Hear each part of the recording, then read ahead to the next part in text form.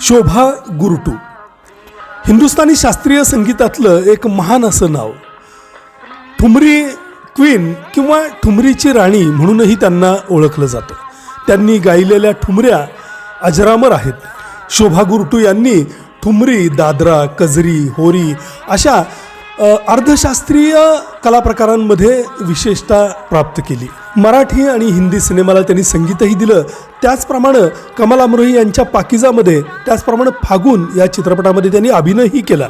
मराठीमध्ये त्यांनी गायलेल्या पिकल्या पानाचा देठ की हो हिरवा किंवा माझी या प्रियाला प्रीत कळेना, त्याचप्रमाणे उघड्या पुन्हा जहाल्या रसिकांना आठवत असतीलच.